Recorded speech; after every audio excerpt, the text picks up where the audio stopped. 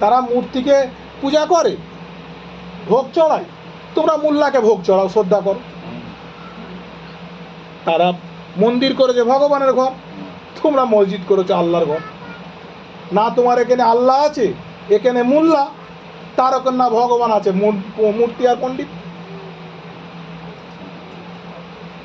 এই জন্যে শরিয়াতের কলমা, তারপরে তরিকাতের কলমা পেতে হবে, তারপরে হকিকাতের কলমা পেতে হবে, তারপরে মারিফতের কলমা পেতে হবে, তারপরে বেহদতের কলমা পেতে হবে, তারপরে জিক্রে জলির কলমা পেতে হবে, জিক্রে খফি পেতে হবে, তবে তুমি রুহানি কলমা পাবে। তবে যদি রেহবার না হয় কোনো লাভ নেই। যতই তুমি দাদাগিরি করলাম, সব থেকে বড় পীর হচ্ছে বাম্মা, কিন্তু আকবরের বাপ মদ খায়, আর মা একটু ডেসবেস করে কোথায় নাকি কাজ করে। হ্যাঁ, ওই দুটো পীরও ভালো। আসলে জানতে হবে কোন পীর, যিনি হুজুর পাক সাল্লাল্লাহু আলাইহি সাল্লাম যিনি খিলাফত দিয়েছেন, খলিফা করেছেন, তার খলিফার খলিফা কে আছে, তার খলিফার খলিফা কে আছে, তার খলিফার খলিফা কে আছে, এইভাবে সিলসিলা কোথায় জারি সারি আছে।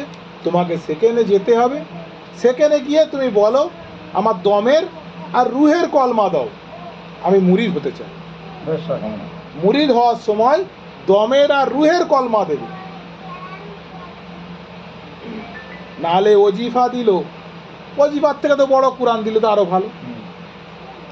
ওসব আমি তর্ক সওয়ালে নেই। তুমি যদি সত্যকারের পীর ধরতে চাও, তাহলে তুমি এক পীরের কাছে যাও, গিয়ে দেখো তার খিলাফতনামা আছে কি নেই। যদি তার খিলাফতনামা থাকে, তাহলে তাকে কে খিলাফত দিয়েছে তার কাছে যাও, সেই পীরের সাথে করে। যদি বলে পীর অনেক বড়, যতই বড় হোক, কিয়ামতের দিনে বড় ছোট নেই। এমনি সূরা পড়ে দেখবে, কুল হু আল্লাহু আহাদ আল্লাহু সামাদ লাম ইয়ালিদ ওয়া লাম ইউলাদ ওয়া লাম ইয়াকুল লাহু কুফুওয়ান আহাদ। সূরা ফাতিহা শুনে দেখবে, সূরা ইখলাস পড়ে দেখবে। যদি সে সত্যিকারের পীর হয়, নবী যদি বন্ধু হয়, তো কি নবীর থেকে তো বড়? তাহলে তিনার পীরের কাছে যাও, জিজ্ঞাসা করো, এনাকে তুমি খিলাফত দিয়েছো, এনাকে মনসুব করে দিয়েছো কি, জেনে নাও। খিলাফত থেকে বাদ দিয়ে দিয়েছো কি, জেনে নাও।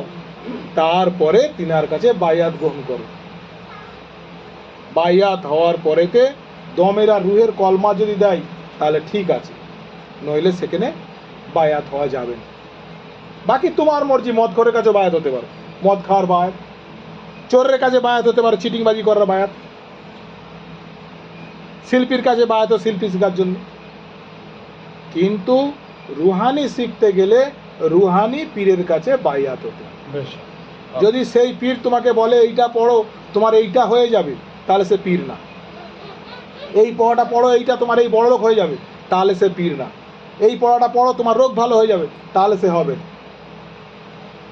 যদি বলে এই কলমার ইবাদত করো, চাইলে আল্লাহ ভালো করবে, তাহলে মুরিদও হতে হবে না, আল্লাহর ইবাদত করো নিষ্ঠার সাথে, কিচ্ছু হতে হবে না, না মুরিদ হতে হবে, না বায়াত হতে হবে, না কিচ্ছু হতে হবে না, এক নিষ্ঠার সাথে আল্লাহর ইবাদত করো।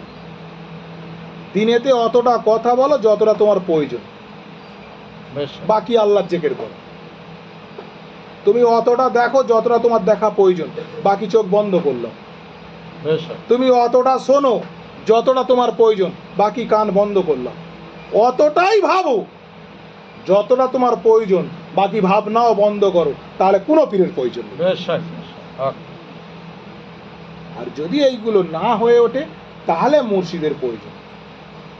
মুর্শিদের সঙ্গ পেলে আস্তে আস্তে আস্তে আস্তে মুর্শিদকে দেখে শিখে নিতে পারবে। আর যদি কোনো পীর বলে যে আমি সর্বজ্ঞ, তাহলে সেখান থেকে হাত ধুয়ে আগে সরে পড়ো। মহান আল্লাহ, তার মধ্যে জ্ঞান যুগানেওয়ালা আল্লাহ। এই সুরাত মিটে যাবে, আমি কিচ্ছু না, তুচ্ছ মানুষ, কাল আমি মিটে যাব, আমার কি অবকাত আছে? আমাকেই চালানেওয়ালা আল্লাহ। এই যে বলছি আমারই না, এই বলের ভাবনা যুগানোর মালিক আল্লাহ। সে যুগিয়েছে, আমাকে দিয়ে বলাচ্ছে, বলছি। আবার সে চাইলে না বলাবে, না বলাতে পারে। বেশক চালাই নিজে মালিক হয়ে, তার ইচ্ছা যেমন চালাতে পারে। বেশক এই জন্যে প্রথম কথা জেনে নাও, নিজেকে চিনতে হবে আর নিজেকে জানতে হবে।